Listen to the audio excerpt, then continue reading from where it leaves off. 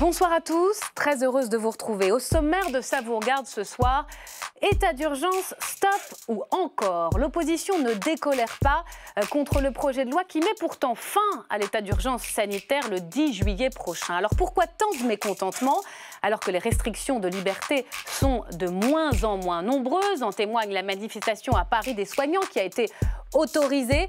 Eh bien parfois le diable se niche dans les détails des textes de loi. On va le voir dans un instant avec nos invités. On parlera aussi du Rassemblement national. Marine Le Pen est à l'offensive. Elle vient de dénoncer un chaos sécuritaire dans le pays depuis Dijon, où elle s'est rendue après 4 jours d'affrontements ultra-violents entre bandes armées. Crise sanitaire, fermeture des frontières, patriotisme économique, défense des policiers. Elle attaque tous azimuts une stratégie qui, pour l'heure, n'est pas payante dans l'opinion. Décryptage à suivre. Enfin, le jour d'après, nouvel épisode de notre série d'entretiens sur les conséquences du coronavirus. Aujourd'hui, la Chine, pays d'où est parti le virus et qui craint une contagion, une deuxième vague. Aujourd'hui, l'ancien ambassadeur de France à Pékin, Jean-Maurice Ripert, a répondu à nos questions. Voilà donc pour le programme. C'est parti. #CVR, n'oubliez pas, on y va.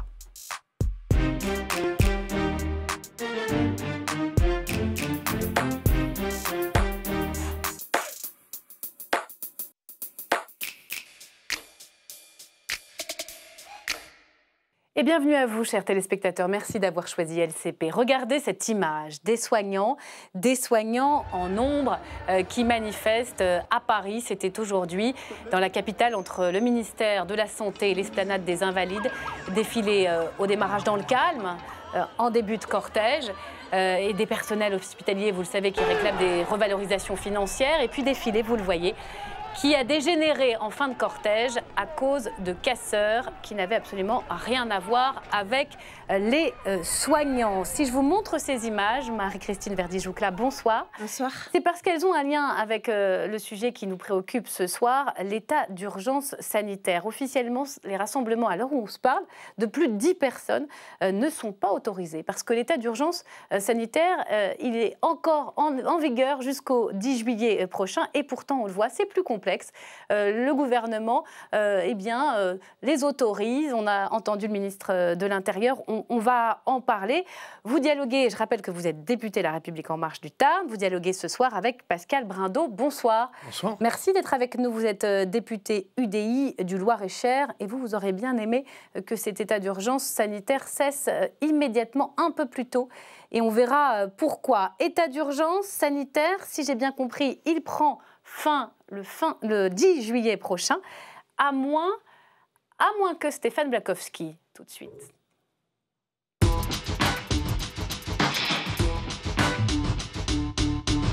Bonsoir Stéphane. Bonsoir Myriam, bonsoir à tous. Si j'ai bien compris ce soir. Si j'ai bien compris Myriam, on assiste à un bras de fer entre le Parlement et le gouvernement. Alors, à vrai dire, c'est quand même pas une situation totalement inédite. On pourrait même dire que c'est relativement banal comme situation. Il suffit de faire une recherche Google avec les 3 mots-clés bras de fer, Parlement, gouvernement. Vous allez tomber sur des dizaines et des dizaines d'articles. Je vous fais un petit rappel pour se souvenir que c'est pas nouveau. En 2018, alors, il y avait bras de fer entre Parlement et gouvernement sur la réforme institutionnelle.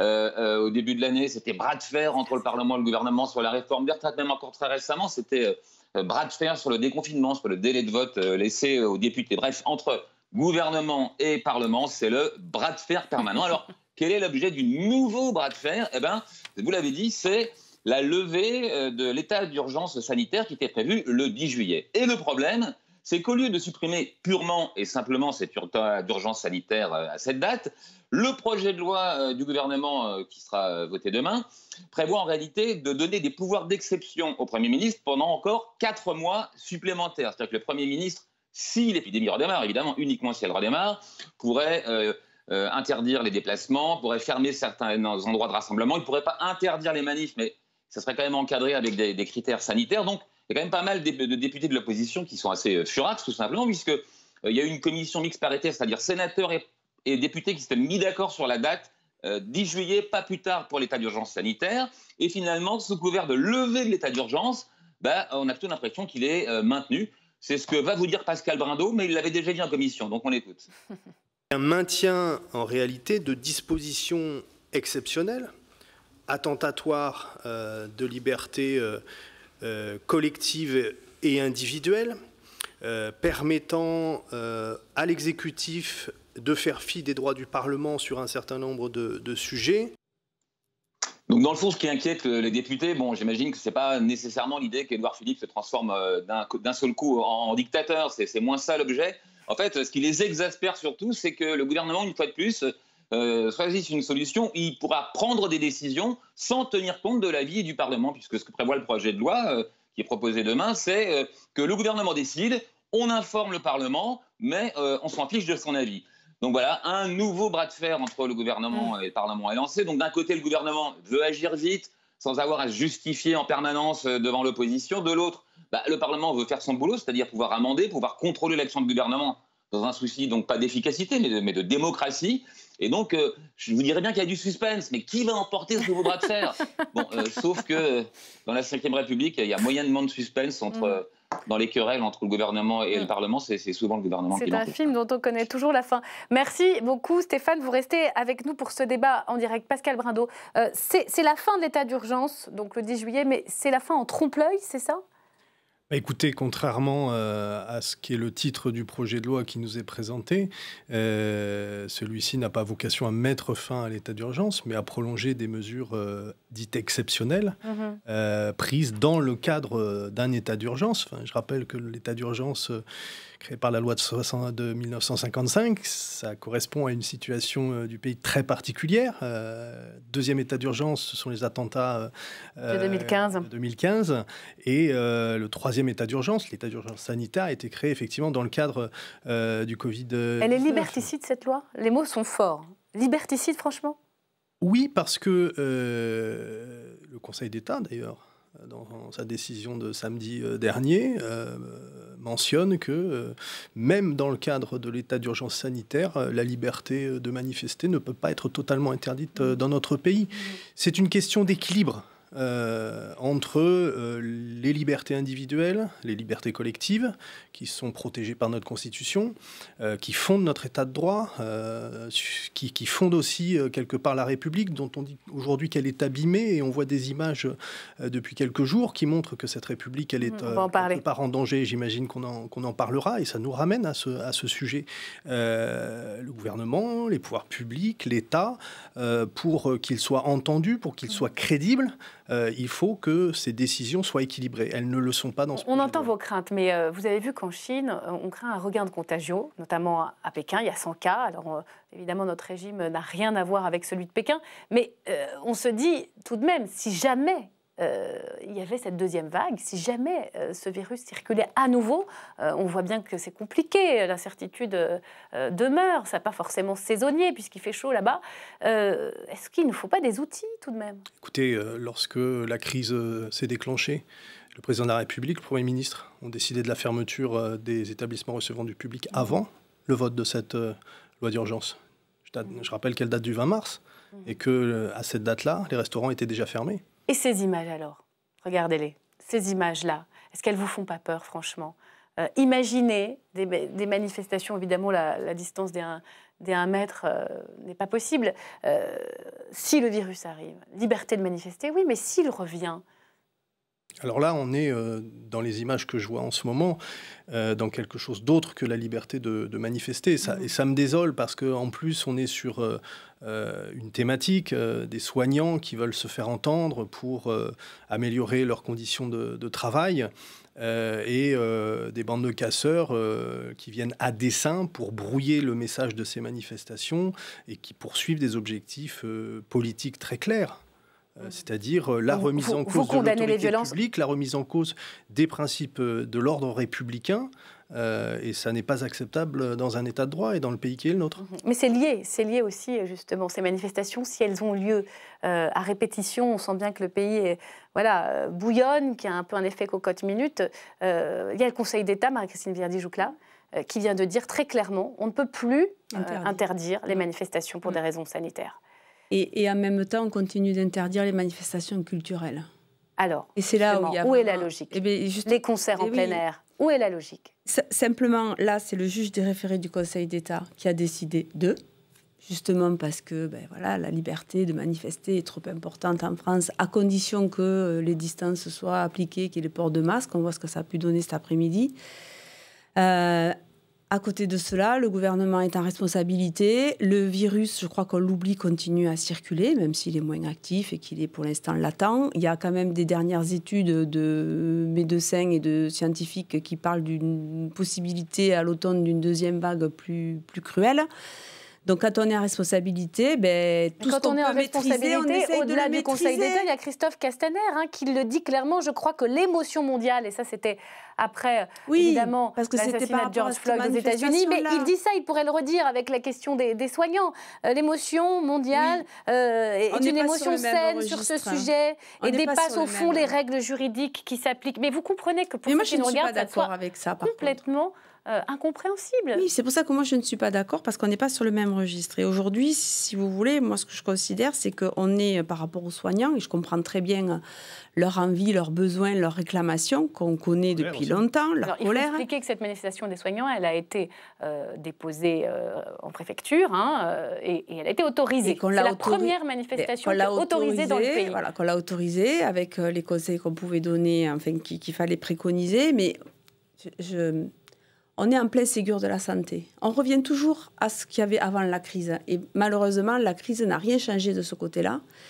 Moi, j'ai fait le Ségur de la santé dans ma circonscription, dans mon département avec mon collègue. Et j'ai tout fait remonter au ministre de la Santé. Tous les collègues ont fait la même chose. Le ministre est en train de faire à son niveau exactement les mêmes concertations. Ils ont lancé une concertation sur Internet mais vous, comme élu, pour les professionnels. 50 000 contributions au Ségur, mais ne manifestez pas. C'est ce que vous leur dites? Moi, je ne comprends plus ce pays où on ne fait plus confiance finalement quand on fait des concertations, quand on se met autour de la table pour discuter, pour négocier, et où on a le sentiment qu'il faut aller dans la rue pour faire un bras de fer pour obliger à. Moi, j'aimerais bien qu'on change cela. Vous voyez bien que là, c'est la question de l'autorité de l'État qui est posée. Oui, mais après, alors, je mets de côté les violences qu'il y a eu cet après-midi, parce que c'est pas les soignants, c'est effectivement, voilà, toujours pareil, c'est ces casseurs qui viennent semer le trouble et qui finalement interdisent en France de pouvoir manifester dans le calme. Mais on est quand même encore dans cet état d'urgence. Moi, je suis contente que le gouvernement nous propose finalement une sortie progressive de cet état d'urgence. Alors justement, si demain on doit arriver de nouveau à avoir un problème au niveau sanitaire, moi je suis contente que le gouvernement puisse prendre des mesures pour nous protéger. Vous dites sortie progressive, mais pendant 4 mois, le Premier ministre, s'il le décide, jusqu'à fin octobre, se réserve des droits. Mais des droits, mais on va regarder la liste, c'est pas rien.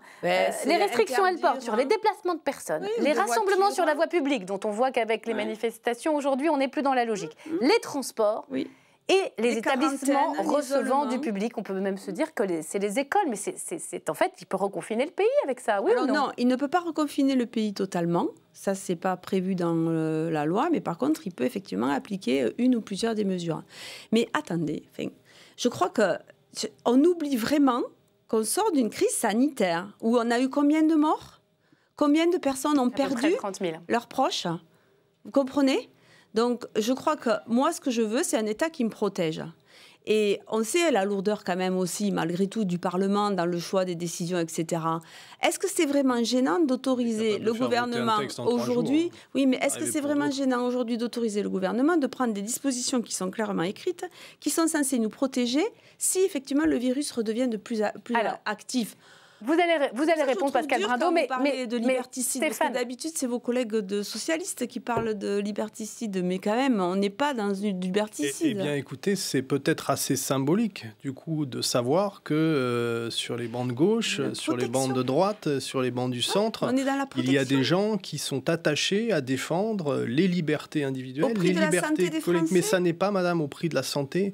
Encore une fois, le pays a été confiné avant même que la loi d'urgence du 20 mars ait été prise. Alors justement, vous disiez une sortie progressive de l'état d'urgence sanitaire. D'un point de vue juridique, ça n'existe pas. Soit les conditions constitutives de l'état d'urgence existent encore et dans ce cas, l'état d'urgence n'est pas levé, soit elle n'existe plus et il est levé. Aujourd'hui, le président de la République vient devant les Français dire « le virus est sous contrôle ». Il n'a pas dit qu'il avait disparu et personne n'a entendu dans sa bouche qu'il est disparu. Maîtrisé. Il a dit aussi qu'évidemment, il fallait continuer d'observer des gestes barrières, les précautions nécessaires, etc. Et il a dit aussi que la vie devait reprendre son cours normal, la vie économique, la vie sociale, la vie démocratique. Donc il y a une contradiction entre le président de la République et la loi. Non, c'est ce que je vous dis. Et ça Emmanuel veut Macron dire... qui dit la vie normale doit reprendre. Mais c'est vrai que ce texte ça veut dire que donc les libertés qui sont les nôtres, encadrées par la loi, protégées par la Constitution, doivent être rétablies comme elles le sont avant un état d'urgence. Stéphane Blakowski, qui nous écoute, voudrait vous interroger. Moi, je m'étonnais un petit peu malgré tout que le gouvernement ne laisse pas le soin aux élus de la nation de s'exprimer. J'ai l'impression que vous disiez, du point de vue de la majorité, ça me rassure que le gouvernement puisse décider. Ça devrait aussi tenir à cœur que quand une décision est prise, les députés soient consultés. Mais attendez, on va le voter, le texte de loi. On va s'exprimer au moment de voter le texte de loi et peut-être qu'on va l'amender, peut-être qu'on va le bouger. C'est dans cela qu'on s'exprime. Profitez d'avoir de la majorité pour vous dispenser justement, pour exclure ensuite le Parlement du circuit de décision. Joucla, en fait. Pour poursuivre la question de Stéphane Blakowski, tout à l'heure, M. Brindeau nous explique que le confinement, il a eu lieu avant même le vote de l'état d'urgence sanitaire, le confinement de tout le pays, la fermeture des écoles. C'était la fermeture juste des restaurants. Et les écoles qui ont fermé avant que la loi ne soit votée. Ça veut dire très concrètement qu'aujourd'hui, un décret suffit pour confiner tout ou partie du territoire. Vous ne servez à rien.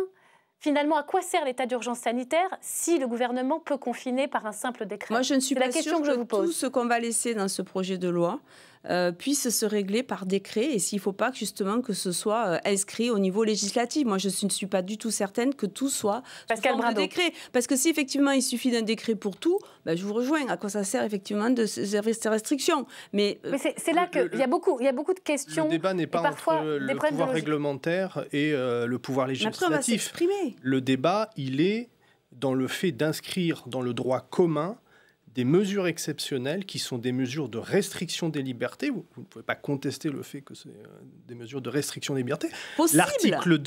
L'article 2, c'est aussi la prolongation du délai... L'article 2, précisez-nous. Sur le transport. Non, l'article 2 du projet de loi, c'est sur le délai de conservation des données personnelles issues de la mise en place... Non, pas du stop Covid, de la mise en place du fichier sanitaire issu de l'article 6 de la précédente loi. Là, la liste des restrictions de liberté, c'est pour 4 mois. Il y a la question des données médicales, mais là, c'est 4 mois jusqu'à fin octobre. Vous craignez, vous, que ces restrictions... Et en octobre, s'il y a des reprises de foyer, alors on nous dit prolongation de l'état d'urgence jusque janvier 2021, puis 4 mois supplémentaires, encore une fois, etc. Je vous pose la question. Et on finit par inscrire, parce que ça s'est déjà fait comme cela. Les exemples dans le passé, puis ça a été le cas sur l'urgence liée au terrorisme. On a inscrit dans le dur de la loi les perquisitions, les assignations à résidence, notamment. Mais qui, pour certaines d'entre elles, peuvent être démesurées en temps normal. Il faut... la notion de sécurité, et c'est quelqu'un du centre droit qui vous le dit, vous allez répondre. La notion de sécurité ne peut pas justifier une atteinte permanente, définitive à des libertés. Nous sommes dans le pays des libertés. Nous sommes dans le pays de la Déclaration des droits de l'homme et du citoyen. Ça veut dire quelque chose. C'est importante avec le gouvernement, là, M. Brindeau. On a l'impression que vous les soupçonnez de vouloir faire mauvais usage des données, alors qu'il nous explique que c'est malgré tout pour pouvoir maintenir les études sur le Covid.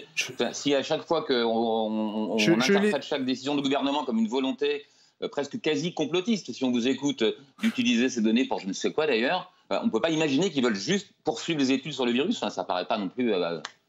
complètement insensé. Non, je ne les soupçonne pas de pécher par une quelconque volonté d'eux. Je les accuse de pécher par facilité. Facilité qui consiste effectivement à se dire on prend un paquet maximum de mesures possibles. Je ne dis pas qu'elles seront mises en œuvre, d'ailleurs elles ne seront sans doute pas si le texte devait être adopté en l'état. Oui, mais alors on ne légifère pas dans ce pays au cas où. Franchement, vous auriez fait quoi? Vous auriez mieux fait? Est-ce que je peux répondre? Oui. Moi, je vous accuse de faire opposition pour faire opposition. Et quand même dans une situation écoutez, où vous avez vos amis du MoDem qui commencent à être sérieusement agacés par le principe. Je ne vous ai pas interrompu. Allez-y. Mais on sort de 2 mois et demi de confinement. On sort de mettre en place des mesures pour essayer de sauver nos entreprises. On est en train de regarder un plan de relance pour vraiment sauver les entreprises, parce que rien n'est gagné. À un moment donné où on devrait tous être unis. Non, mais sincèrement, en quoi c'est gênant demain de voter ce texte qui permet au gouvernement de pouvoir prendre des décisions pour protéger les Français? C'est là où je n'arrive pas à comprendre. Et c'est là où je vous dis, moi je vous accuse de vous opposer pour vous opposer. Alors, parce que moi, je préfère qu'on réduise à minima ma liberté si ça permet de sauver des vies. Et c'est pour ça que moi j'ai l'application Stop Covid, par exemple. Alors, restreindre les libertés pour sauver des vies, c'est la grande question que nos voisins européens se sont aussi posée. Est-ce que pour autant, ils sont passés par des votes d'état d'urgence? Bonsoir, Richard Verly.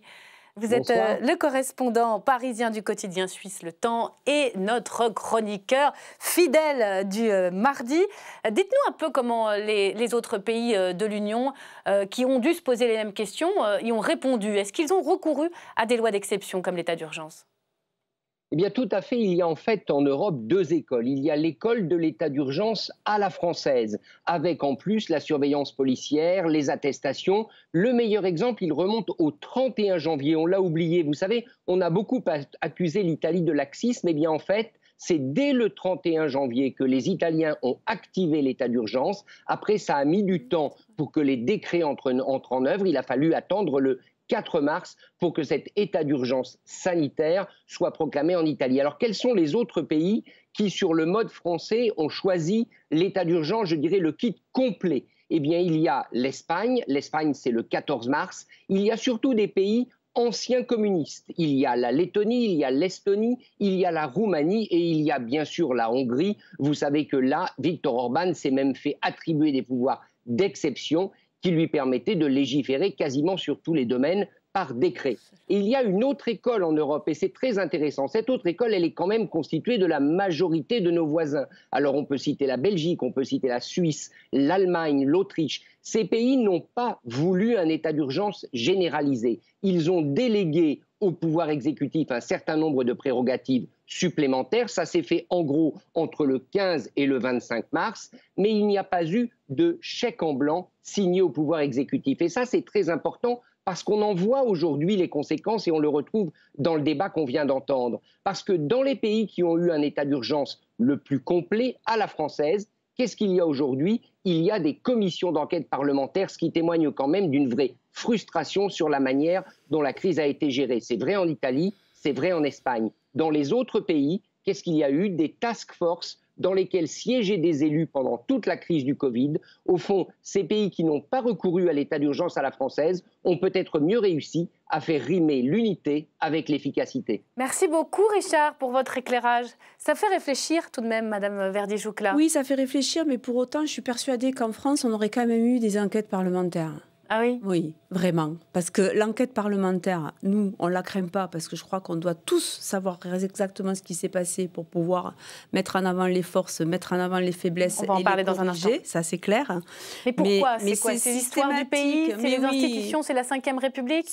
Ouais, c'est ce que je disais tout à l'heure. On a du mal à malgré tout se mettre tous autour d'une table et de se dire on est d'accord pour avancer vers un seul objectif. Moi, je me suis engagée en politique et en marche pour ça, parce que l'idée c'était de rassembler large avec tous ceux qui avaient la même volonté. Mais on se rend compte malgré tout que la politique politicienne, elle existe toujours. Moi, je fais le constat tous les jours. Et quand je vois que les socialistes, hier, excusez-moi, n'ont pas voté la 5e branche et que vous vous êtes abstenus de la dépendance et que vous vous êtes abstenus, les bras m'en tombent. Alors qu'il y a eu 2 mandats où ça a été réclamé à corps et à cri. Derrière cette question, c'est qu'est-ce qu'on fait après la crise? L'union nationale semble impossible. Oui, une minute de réponse, dommage si vous le permettez. D'abord, s'opposer pour s'opposer. Je rappelle que les députés UDI ont voté l'état d'urgence. La première loi sur l'état d'urgence et la deuxième en majorité. Mais nous avions déjà des inquiétudes parce que nous dénoncions déjà la tendance naturelle des gouvernements, pas celui-ci, tous, à inscrire dans le droit commun des mesures exceptionnelles. Mais la confiance... n'exclut pas le contrôle. La confiance, d'une part, elle n'exclut pas le contrôle, et la confiance, elle se construit. Quand vous dites on appelle à l'unité et personne ne répond, c'est peut-être que, et cette confiance, elle n'existe pas chez les Français non plus, c'est parce que des erreurs ont été commises, des erreurs de communication, mais aussi des erreurs tout simplement de gestion, de stratégie dans la gestion de la crise, qui font qu'aujourd'hui, ce que vous appelez unité nationale, c'est juste un mythe. Justement, on va en parler de ces erreurs commises et de ces nécessaires diagnostics. Certains parlent déjà même d'épreuves de vérité. La commission d'enquête parlementaire a commencé ses travaux avec l'audition de Jérôme Salomon, et c'est Thomas Després qui va nous raconter dans le détail l'audition du directeur général de la santé. Oui, exactement, Myriam. C'est aujourd'hui que débutent les auditions de la commission d'enquête sur le coronavirus avec l'audition de Jérôme Salomon, le directeur général de la santé. Je vous raconte tout ça.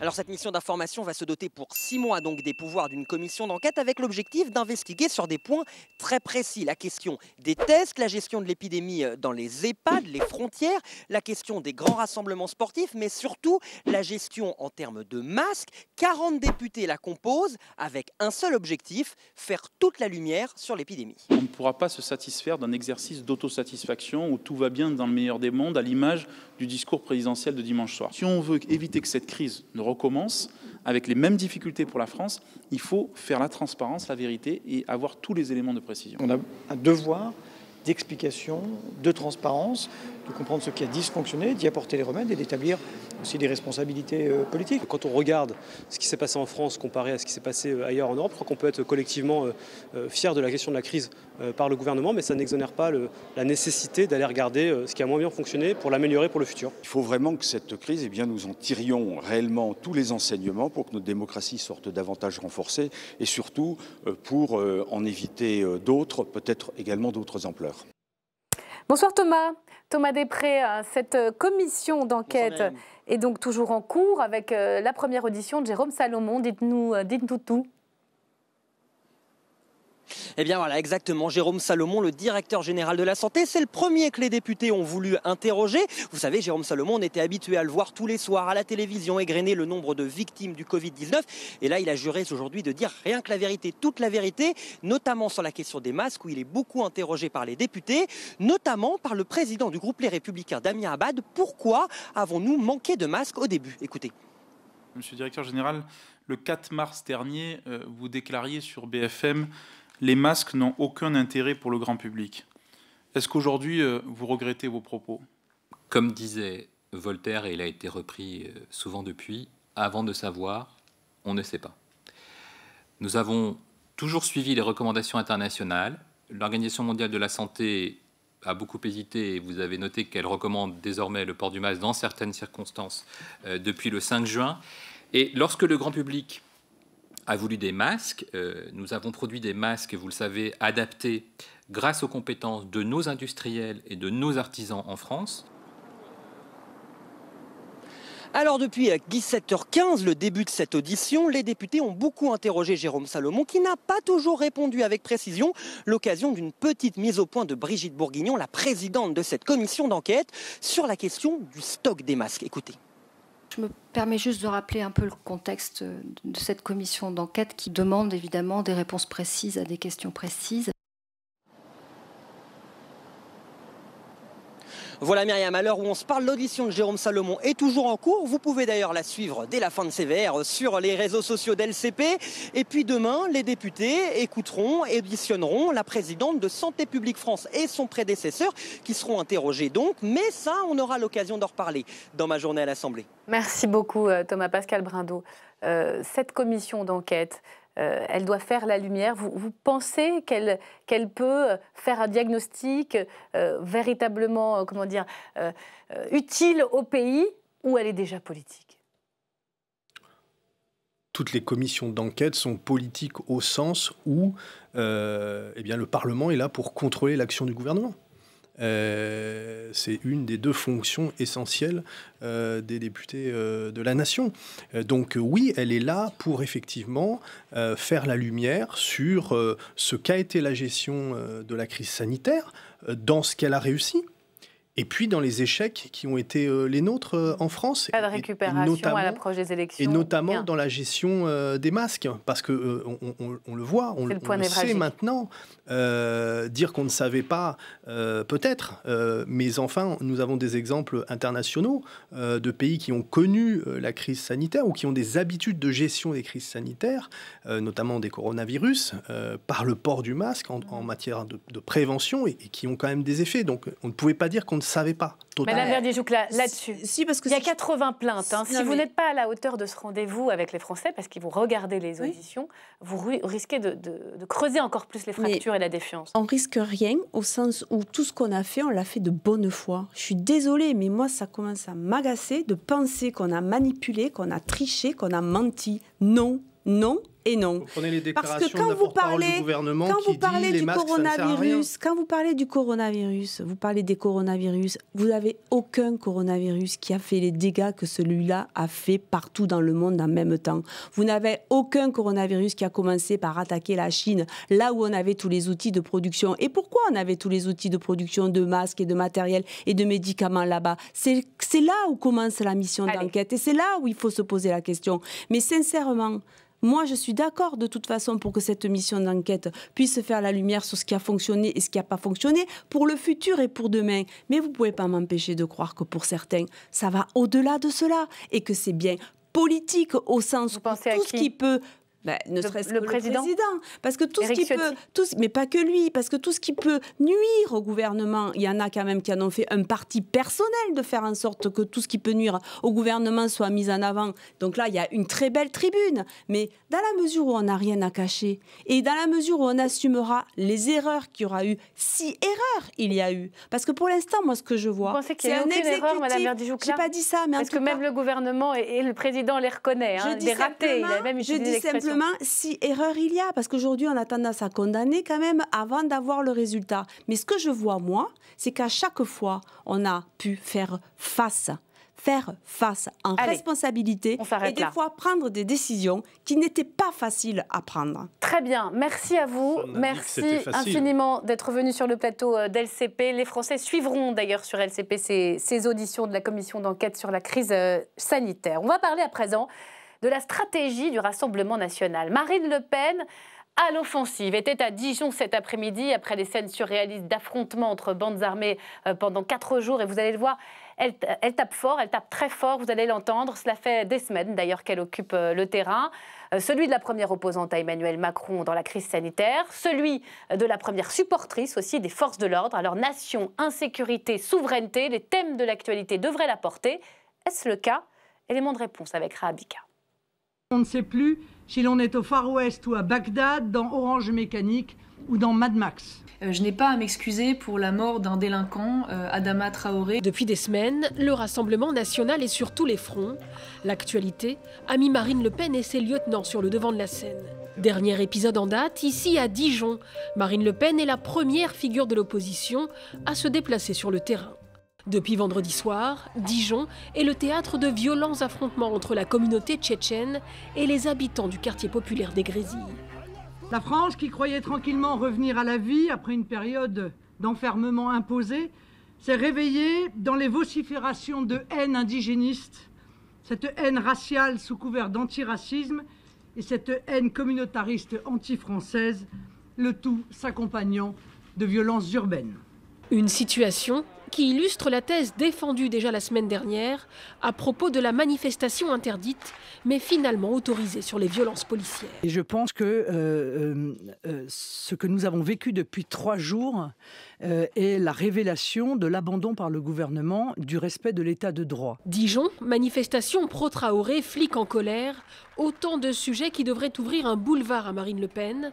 Pourtant, son parti semble peiner à en tirer profit.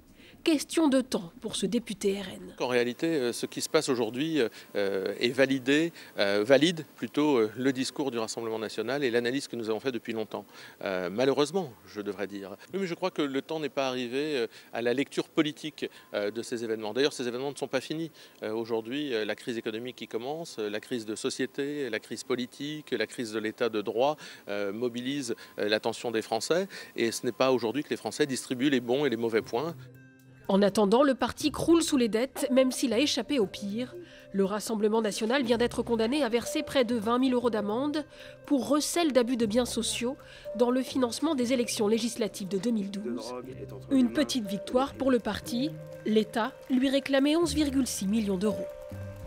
Bonsoir Jean-Yves Camus. Bonsoir. Et merci d'être avec nous. Vous êtes le directeur de l'Observatoire des radicalités politiques à la Fondation Jean Jaurès et chercheur à l'IRUS. Et bienvenue à vous Frédéric Dabi.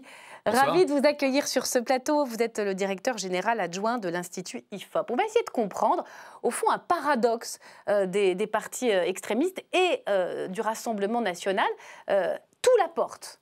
Marine Le Pen. A priori, quand on regarde les thèmes de cette crise sanitaire, et là encore, les violences à Dijon. Et pourtant, elle ne semble pas traduire, au fond, cela dans l'opinion. Frédéric Dabi, comment l'expliquer ? Déjà, ces périodes de crise intense, l'opinion regarde plus les prises de parole, les actions du pouvoir exécutif que des partis d'opposition. Je nuancerai quand vous dites tout la porte. Il y a une crise sanitaire très forte, on l'a vu, mais ça fait plusieurs semaines qu'on enregistre une inquiétude sur la crise économique. Et très très clairement, quand on interroge les Français sur les enjeux qui vont le plus compter au cours des mois prochains, alors il y a eu bien sûr cette poussée d'IFEV très spectaculaire à Dijon, on reste sur des thématiques économiques et sociales. Le chômage redevient une des premières préoccupations des Français, sur lesquelles le Rassemblement national est moins à l'aise que sur les thématiques insécurité, immigration. Et puis, Marine Le Pen, elle a une posture de Cassandre, c'est-à-dire, je vous l'avais dit. Je vous l'avais dit qu'il fallait fermer la frontière avec la Chine, je vous l'avais dit qu'il fallait confiner plus vite, qu'il fallait déconfiner plus vite, etc. Et souvent, cette posture que les Français apprécient, ce que son électorat apprécie, quand on interroge des électeurs qui ont voté au moins une fois pour le Rassemblement national, c'était une enquête IFOP fiduciale pour le JDD d'il y a 2-3 ans, c'était le premier constat, le premier levier de soutien, c'était le FN et Marine Le Pen dressent des constats justes sur l'état de la société. Et là, on entend M. Chenu, on entend Marine Le Pen, ça leur donne raison. Mais sur la question des solutions, sur la question du comment faire, là, le Rassemblement national reste cantonné pour beaucoup de Français à sa posture tribunicienne. Dernier point, quand on interroge les Français sur est-ce que chacun, toute une série de personnalités ferait mieux ou moins bien qu'Emmanuel Macron dans le cadre de la crise du Covid, c'est elle qui a le meilleur score de ferait mieux, mais c'est aussi elle qui a le moins bon score, c'est-à-dire elle ferait moins bien. On voit la limite de cette posture. On a trouvé un sondage de l'IFOP, je crois, du mois de mai. Tout à fait. Justement, c'est la question qui était posée. Si vous étiez à la place d'Emmanuel Macron, on posait la question aux Français, pensez-vous que cette personne ferait mieux? Alors, on va le commenter avec vous. 20% pour Marine Le Pen devant Jean-Luc Mélenchon, François Baroin, Yannick Jadot, Olivier Faure. Nicolas Sarkozy, absolument. Comme on n'est pas sûr qu'il soit candidat, on l'a pas mis, on l'a pas retenu. 20%, on se dit quoi? C'est son socle? Elle n'arrive pas à élargir au-delà? Alors, elle va au-delà de ce socle de 20%. On l'a vu à la présidentielle, on l'a vu dans toute une série d'élections. Mais c'est vrai que dans des moments de crise, il y a d'abord un réflexe légitimiste, une sorte de réflexe du drapeau de l'opinion publique qui a porté énormément Édouard Philippe, mais aussi également Emmanuel Macron. Il a une cote de popularité aujourd'hui supérieure à celle qu'il avait avant la crise du Covid. Et sur le moins bien, il y a toute une série de Français et puis des catégories qui sont des catégories à conquérir pour le Rassemblement national, les personnes âgées, les diplômés, les cadres supérieurs, qui ne voudraient surtout pas une Marine Le Pen au pouvoir en temps de crise. C'est la limite de cette posture tribunicienne et de Cassandre. Ça vous surprend, Jean-Yves Camus, au fond, que Marine Le Pen ne profite pas de cette crise sanitaire où le thème de la frontière, de la nation, de la souveraineté est au cœur? À outre mesure, parce que, comme vient de le dire Frédéric Dabi, et c'était déjà vrai à l'époque de Jean-Marie Le Pen, Cassandre peut avoir raison, mais Cassandre fait peur et insécurise. Je regardais l'autre jour les professions de foi des candidats Front National aux élections législatives de 1978. C'est la première fois qu'on voit le mot invasion migratoire. Alors vous vous projetez en 2020, vous posez la question aux Français, il y a beaucoup de gens qui vont vous dire « Ah oui, effectivement, il y a un problème avec l'immigration ». Alors Jean-Marie Le Pen vous dira, et je l'avais bien dit dès 1978, mais ça suffit pas de le dire, et ça suffit pas de le dire en avance. Il faut d'une part avoir un programme pour y répondre, et puis il faut avoir le casting gouvernemental que les Français, sans aller dans le moindre détail du secrétariat d'État, peuvent avoir quand même dans la tête. Et aujourd'hui, Voilà, posons la question aux Français. Marine Le Pen est présidente de la République. Le ministre de l'Intérieur qui va mettre fin aux violences de Dijon, c'est qui? Le ministre de la Justice qui va traiter les affaires, c'est qui? Le ministre de la Santé qui aurait mieux fait qu'Olivier Véran, c'est qui? Et là, autant dans les partis mainstream, on a quelques noms qui émergent quand même, autant... Voilà, ça s'appelle le déficit de présidentialité et je pense que c'est un problème qui n'est pas résolu. Et pourtant, tout le fait, effectivement. Sur les questions régaliennes et l'insécurité, elle a eu des mots extrêmement forts tout à l'heure. À Dijon, elle parle de chaos sécuritaire dans le pays. Elle estime que le pays est au bord de la guerre civile, hein, à l'écouter. Et elle tape sur les responsables politiques en place, n'étant pas capables de maintenir, dit-elle, la civilisation dans le pays en ne faisant pas respecter les lois. Ce genre d'actualité-là et la manière dont elle y répond, c'est du carburant pour le Rassemblement national ou pas? Là, on voit que la mort de Jean Raspail est quand même marquée, y compris Marine Le Pen, parce que c'est exactement, cette décadence civilisationnelle, c'est exactement ce que disait Jean Raspail dans Le Camp des Saints. C'est pas pour rien que Marine Le Pen a réagi à son décès samedi soir dernier. Normalement, tout ce que l'on voit, la crise sanitaire, les événements de Dijon, les casseurs que l'on a vus tout à l'heure à quelques centaines de mètres d'ici, tout cela doit effectivement abîmer le pouvoir et profiter à Marine Le Pen. Je ne dis pas que ça n'abîme pas le pouvoir, je pense que ça l'abîme, mais ça ne profite pas nécessairement à Marine Le Pen, parce qu'encore une fois, les solutions pratiques, c'est quoi? Ce soir, l'Élysée annonce que parmi les ressortissants étrangers qui sont impliqués dans les violences de Dijon, eh bien, voilà, il y en a certains qui pourraient, ma foi, être expulsés. Alors, certains diront trop peu, trop tard. Mais il n'empêche que maintenant, Marine Le Pen se retrouve, du coup, en nécessité de faire mieux et plus fort. Voilà. Mais qui croit véritablement à sa capacité, si elle était aux manettes, d'ailleurs ce ne serait pas elle qui serait aux manettes, ce sera encore une fois un ministre de l'Intérieur. Je veux dire, qui croit véritablement à sa capacité d'un coup de baguette magique à redresser une situation qui est le fruit de renoncements successifs, d'échecs successifs? Frédéric Dabi, on sent qu'elle veut préempter cette séquence très sécuritaire. Il y a des manifestations, on l'a vu, celle des soignants a dégénéré en fin de cortège.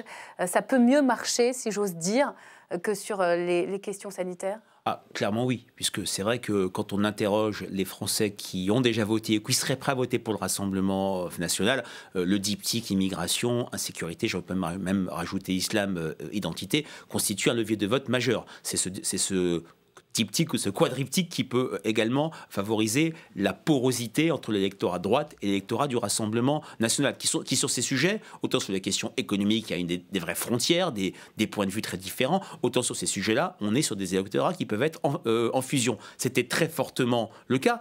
Ça l'est moins parce que maintenant, il y a dans le jeu politique En Marche et surtout Emmanuel Macron et Édouard Philippe qui arrivent à capter, notamment Édouard Philippe, la droite d'Emmanuel Macron, ces électeurs de droite qui veulent de l'ordre, qui veulent de la sécurité. C'est ce qui avait expliqué la remontée assez nette de popularité du couple exécutif après la crise des Gilets jaunes.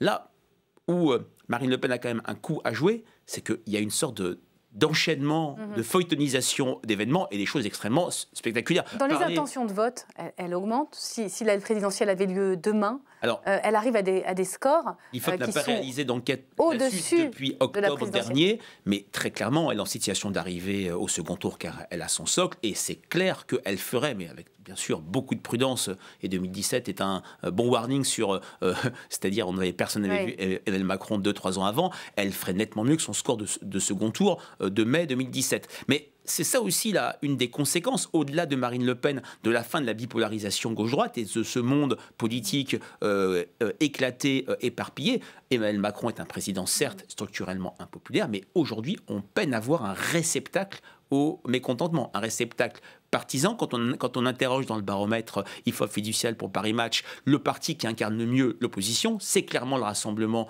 national, et ce depuis les Gilets jaunes. Il y a eu un passage de témoin avec la France Insoumise. Rappelez-nous son score à la présidentielle au premier tour. 24%. Voilà. 24%. Elle serait au-dessus, à votre avis, au premier tour? Je ne vais pas me prononcer comme ça, ce ne serait pas très très sérieux, mais au deuxième tour, c'était 33%. 33, oui, tout à fait. Là, 34. Elle pourrait être au-dessus. Oui, elle pourrait être au-dessus, en tout cas, dans le mois à voir. Oui, tout à fait. La barre des 40 est atteignable, me semble-t-il. D'ailleurs, elle était à cette barre-là avant le débat catastrophique d'entre deux tours. En tout cas, il y a de plus en plus d'intellectuels, d'observateurs qui disent qu'elle peut accéder au pouvoir. On joue à se faire peur ou c'est une option?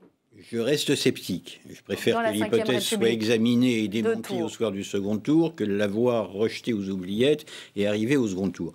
Mais tout va dépendre aussi de comment Marine Le Pen va négocier un tournant très intéressant qu'elle essaye de prendre en ce moment, qui est justement cet appel à l'héritage gaulliste, cette manière de dépasser justement l'impopularité qui est le pendant de sa popularité dans son socle, par l'invocation des mannes du général de Gaulle. Avec Pourquoi son le général de intention Gaulle? d'aller célébrer le général de Gaulle et les gaullistes à Oui, l'île de Sein. mais pourquoi le notamment général pour de Gaulle? Parce que s'il reste dans la mémoire des Français, c'est comme quelqu'un qui était au-dessus des partis et quelqu'un qui, dans des circonstances difficiles, celle de 1940, mais aussi celle de 1958, mais aussi celle de 1961 au moment du putsch des généraux, mais aussi le 30 mai 1968, a réussi, j'allais dire, à tirer la France vers le haut et à rassembler au-delà des clivages partisans. Elle essaye de rassembler. Elle y parvient. Est-ce qu'elle arrive à élargir son électorat? Je dirais oui, non. Il y a quand même des catégories qui n'étaient pas du tout acquises au Rassemblement national. Et là, ce ne sont pas des sondages, c'est par exemple les élections européennes, dernier vote national, où par exemple Marine Le Pen est arrivée en tête chez les 25-34 ans, est arrivée en tête chez les 50-64 ans. La catégorie qui va...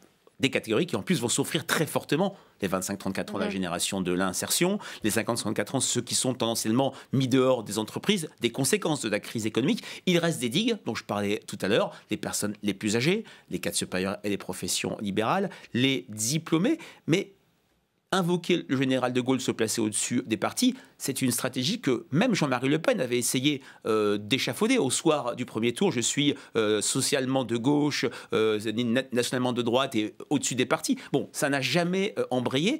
Là aussi, elle a un atout par rapport à 2017. C'est que le président de la République, Emmanuel Macron, s'il se représente, aura un bilan que beaucoup verront comme un boulet ou comme un passif. Et les difficultés qu'elle a eues lors du débat d'entre-deux tours pourraient être nettement moins fortes. En tout cas, c'est quelqu'un qui reste incontournable dans le champ politique. Je vous donne la parole, vous conclurez dans un instant, mais j'aimerais bien qu'on essaye de regarder ce qui se passe outre-Atlantique. On l'a dit, cette faiblesse des populistes dans la crise sanitaire, elle existe même quand ils sont au gouvernement. Donald Trump aux États-Unis. Bonsoir François Durper, merci d'être avec nous. Vous êtes évidemment historien et spécialiste des États-Unis.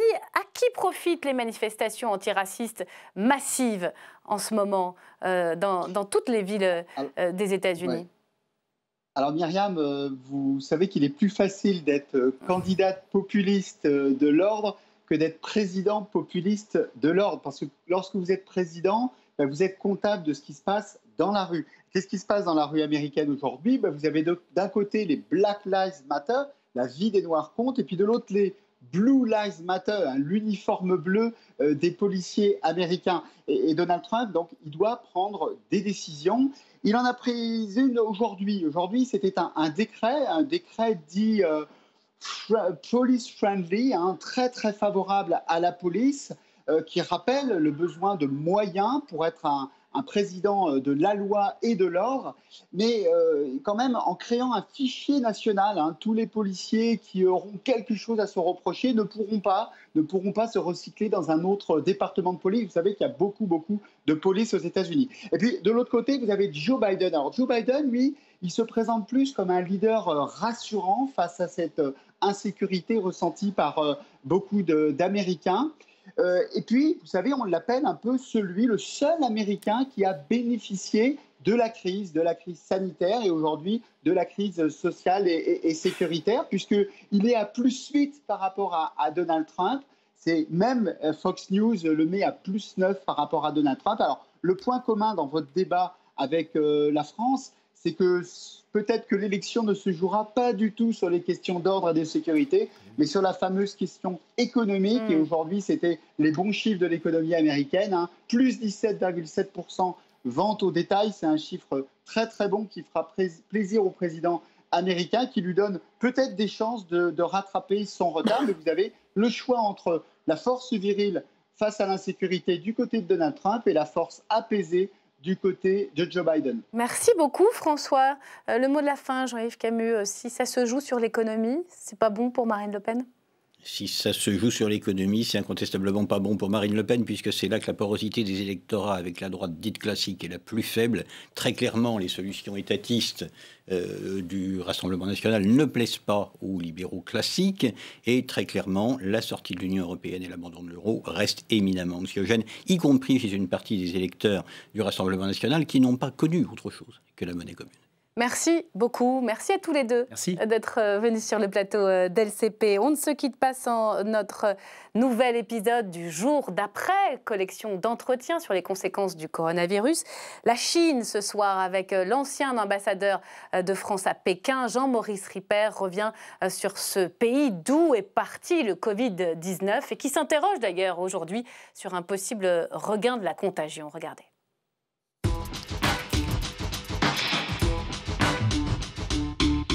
Bonjour Jean-Maurice Ripper. Bonjour. Et merci d'être avec nous. On va parler de la Chine, ce pays d'où est parti le Covid-19, ce pays que vous connaissez bien puisque vous étiez ambassadeur de France à Pékin jusqu'à l'été dernier. Je ne sais pas si on connaît jamais bien la Chine. Enfin, je la connais un peu. Quelque chose me dit que vous la connaissez quand même. Est-elle renforcée ou affaiblie avec cette crise sanitaire? C'est la grande question. Alors on va partir de la situation dans le pays. Est-ce que la vie a changé pour les Chinois depuis cette crise du coronavirus? On s'attendait plutôt à un rebond rapide de l'économie. Ça n'est pas le cas. Oui, alors vous avez raison. Le premier facteur de changement immédiatement identifiable, c'est la très grave crise économique que connaît la Chine. Elle n'a pas commencé avec l'épidémie du coronavirus. Déjà en 2018, puis en 2019, le rythme de la croissance avait ralenti. Les institutions internationales, quand j'y étais, estimaient la croissance entre 4 et 5%, ce qui pour la Chine, je sais que pour nous ce serait un miracle, mais pour la Chine ça n'est pas assez évidemment, et c'est notamment pour la création d'emplois et la montée en gamme de l'économie chinoise. Donc le ralentissement économique était déjà là, et en partie lié à l'épuisement du modèle de développement chinois, qui avait du mal à s'adapter. Avec la crise sanitaire, un nouveau cap a été franchi et la Chine a reconnu qu'elle était en récession, puisqu'elle annonce un chiffre de croissance de moins 6%. Donc la Chine, comme tous les pays du monde, est atteinte par la crise du coronavirus. Certains ont pensé que la Chine repartirait plus vite, ce qui était une erreur, parce que c'était le modèle que nous avions en tête, c'était le modèle la Chine usine du monde. Mais la demande s'étant effondrée partout dans le monde, le fonctionnement économique chinois en est évidemment perturbé. La deuxième chose qui, à mon avis, a changé et va changer, et les contacts que j'ai eus avec des amis chinois me le font penser, c'est que le système, qui est un système autoritaire, est en train de s'exagérer lui-même, de se caricaturer lui-même. On a vu au début de la pandémie, premier réflexe du régime communiste chinois, c'est de nier la réalité. Et pour la nier aux yeux du monde, on arrête, on enferme et on empêche les lanceurs d'alerte de lancer leur alerte. Pour vous, Jean-Maurice Ripper, il n'y a aucun doute, la Chine, le régime de Pékin a menti sur l'ampleur de l'épidémie au départ? Le régime de la Chine, à l'origine, a nié l'ampleur du phénomène. Peut-être a-t-il eu du mal à l'évaluer lui-même. Il faut comprendre comment fonctionne le système chinois, l'État-parti chinois. La Chine est un pays puissant, la deuxième économie du monde. Ça ne veut pas dire que l'État fonctionne de la même façon que chez nous. L'État, à mon avis, en Chine, est profondément dysfonctionnel. La Chine est un pays gigantesque qui fonctionne à travers des responsables de districts, de quartiers, de districts, de mairies, de régions, doublés par des représentants du Parti communiste à tous ces niveaux. Pour téléphoner à Pékin ou à la capitale régionale, puis à Pékin en disant c'est une catastrophe, j'ai des milliers de gens qui viennent d'être victimes du coronavirus, il faut du courage. Dans un système extrêmement autoritaire où on est puni en permanence et qui est gouverné par la peur, il faut quand même dire les choses clairement, eh bien ça ne se produit pas. On nie, on réagit comme on peut, donc au début probablement sous-évaluation de la réalité, puis probablement dans un deuxième temps, mensonge par omission. On sait que la Chine n'a pas transmis à l'OMS toutes les données en sa possession aussi rapidement qu'elle aurait dû. Tout le monde sait que l'épidémie a commencé vers la mi-novembre. C'est seulement en janvier que l'alerte générale a été lancée. Il y a eu certainement dissimulation sur l'ampleur, d'où la rapidité de la propagation. Donc c'est vrai, les autorités chinoises sont, de mon point de vue, je parle à titre personnel, partiellement responsables de la rapidité du développement de la pandémie. Vous faites confiance à cette enquête qui a été ouverte sur l'OMS, l'Organisation mondiale de la santé, dont on sait que voilà, la Chine est très investie, très présente dans cette organisation. Est-ce que vous croyez qu'on aura la vérité et pourquoi pas un jour voir Pékin rendre des comptes? Je ne sais pas si on aura la vérité, parce que je ne sais pas s'il y a une vérité. Mais je crois qu'il faut choisir. On ne peut pas être contre tout. Si on trouve qu'un certain nombre de grandes puissances, pas seulement la Chine, se comportent de manière hégémonique de temps en temps, alors il faut faire confiance au système multilatéral. Les États unanimes, la Chine a été obligée de suivre le mouvement, ont décidé de mener une enquête indépendante sur l'ensemble des dysfonctionnements. Parce qu'il y en a peut-être d'autres que ces difficultés, ces dissimulations chinoises originelles. Il faut faire confiance à cette institution. Cette institution, ce sont des États. Alors c'est vrai que l'influence chinoise est importante. La Chine a fait élire, par les moyens traditionnels chinois, le représentant actuel. Ça ne veut pas dire que c'est un mauvais médecin. Ça veut dire qu'il est sous pression. Il n'y a aucun doute là-dessus. Mais l'OMS, ce sont des milliers d'experts. Français, américains, belges, australiens, néo-zélandais, sud-africains. Tous ces gens auraient pu, probablement aussi, se comporter différemment. Donc il est important que ce soit toute l'institution qui soit mise en cause, sinon une éventuelle mise en cause de la Chine ne serait pas crédible. Je voudrais vous ramener un petit peu plus en arrière. On est le 10 mars à Wuhan. Xi Jinping, triomphalement, annonce à son peuple, d'une certaine manière, que c'en est fini de l'épidémie en Chine, qu'elle a été maîtrisée. Et puis, c'est le début de ce qu'on a appelé la diplomatie du masque. Les Chinois n'ont plus que un ton bienveillant et des alliés partout, en tout cas dans les pays qui souffrent de l'épidémie, distribuant, vendant des tonnes et des tonnes de masques. C'est quoi cette diplomatie-là? Est-ce que c'était nouveau et pourquoi, dans quel intérêt, qu'est-ce que cherchait Pékin en faisant ça? La diplomatie du sourire, ça n'est pas nouveau dans l'Empire du Milieu. La bataille des mots est importante sur la scène internationale. Le problème des masques, il a été parfaitement compris. Je crois que les Chinois se sont rendus compte très vite quand même que tout le monde s'était rendu compte qu'il y avait eu un problème au début de l'épidémie et la Chine avait besoin, passez-moi l'expression, de se racheter. Il se trouve que la Chine, par l'ampleur de la catastrophe probable qu'a provoqué le Covid-19 en Chine, pas seulement à Wuhan, mais sur l'ensemble du territoire, a de fait asséché les marchés du masque. Parce qu'elle en avait besoin. Et elle s'est donc retrouvée quasiment l'unique producteur au monde de masques dans des quantités suffisantes pour aider les États qui n'en avaient pas assez à s'en procurer. Alors elle a pu en fournir très rapidement. Cette diplomatie, elle a énormément agacé l'Occident et particulièrement Donald Trump, qui n'a pas hésité à parler d'un virus chinois. Et qui a immédiatement retiré son soutien de l'OMS. Est-ce qu'on va vers une forme de guerre froide entre les États-Unis et la Chine? D'abord, sur le virus chinois, les virus, comme vous le savez, le SRAS, le H5N1, maintenant le Covid-19, sont nés, c'est vrai, sur des marchés liés à la consommation de certains animaux. Ce qu'on peut quand même reprocher à la Chine, ce n'est pas de sa faute, bien entendu. Sauf que la lutte contre la consommation de ces produits, la mise sur le marché, tout le monde sait, il suffit de se promener dans les petites villes chinoises pour savoir que partout, on continue à manger du singe, du chien, du serpent, du cogolin, tout ce que vous voudrez. Bien. Donc il n'y a pas eu cette capacité de l'État chinois à contrôler. Bon, ça, c'est quand même un problème. Cela dit, ce n'est pas un virus chinois parce qu'il est né en Chine, malheureusement. Bon. Je ne crois pas qu'on se dirige dans une deuxième guerre froide, parce que c'était pas ça la guerre froide. La guerre froide, c'était deux blocs unis chacun derrière un pays qui les menait, l'URSS, la Russie, les États-Unis, et qui s'affrontaient pour des gains géostratégiques. Ça n'est pas le cas. On est malheureusement aujourd'hui dans une situation où certains décrivaient en disant on a voulu un monde multipolaire, on a un monde multipolaire, mais on n'a plus de multilatéralisme.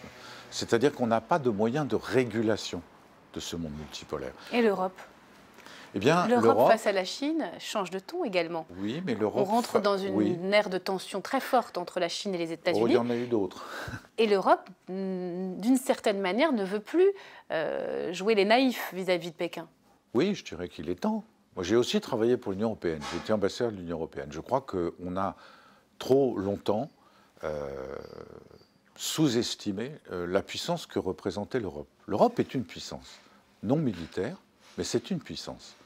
Et parmi les 4 grands blocs, les 4 grands États, les États-Unis, la Chine, la Russie et l'Europe, moi je crois que l'Europe a des moyens parfaitement de se défendre. Justement parce que nous ne sommes pas hégémoniques. Nous n'avons rien, nous ne cherchons pas des gains, contrairement à d'autres, et surtout nous sommes attachés au fonctionnement du système multilatéral parce que nous en avons besoin, plus que les autres. Nous sommes entendus de la Chine. Le grand marché intérieur européen, la Chine en a besoin.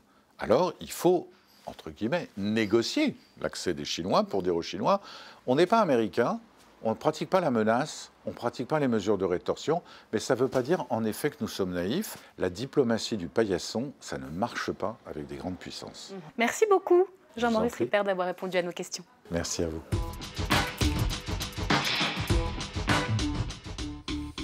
Et ainsi s'achève cette émission. On se retrouve demain pour un nouveau Ça vous regarde, même lieu, même heure.